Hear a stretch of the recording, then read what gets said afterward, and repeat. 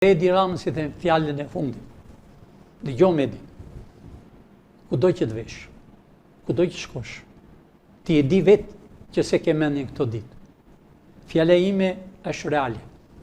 Unë nuk dua një shqiptar që të vej në burg me një vend tjetër, se programi është për të vajtur. Ti e dënuar. Por, mblidhe mendje, unë kam patur një respekt për ty, me 90-ën. Kur ke ardhë nga Greqia, kur bënd të mbledhje Berisha me Gramos Pashko, me një grek, Gramos Pashko ka qenë puro grek, Josifi ka vrarë njerëz, baba i ti. Ti je ngritur dhe ke thënë, tekstualisht shu, unë i kam te prekortët. Pamarësisht se ne sishëm atë ditë, po ne i dim, qa fole ti. Dhe i ke thënë Berishës dhe partisë të quajtur demokrate si që bëri Rami Salia, se bashku me mua. Ke thënë që nëse kjo parti mban antarët e partisë, sekretarët e partisë, kjo s'është parti demokrate. Dhe nëse kjo parti nuk i liron të burgosit politik, kjo nuk është parti demokrate, po është komuniste. U ngrit Berisha dhe tha ata janë armiqtë tonë. Ata që ishin në burg, si ishin liruar.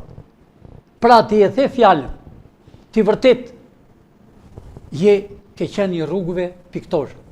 Pra dil para shqiptarëve.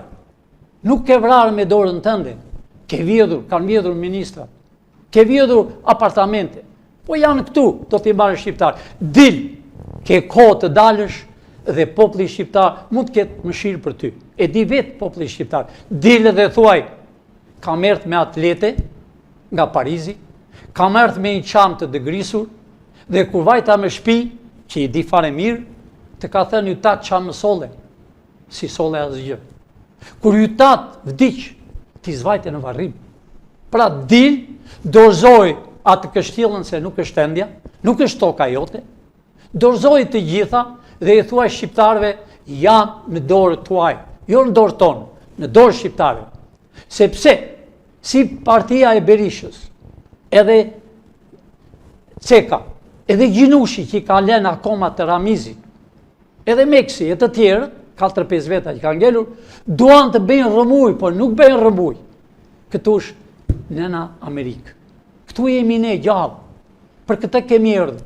Pra Edi, mendo sot mirë. Mos shko as një vend të Evropës, sepse i hekurat i ke gati.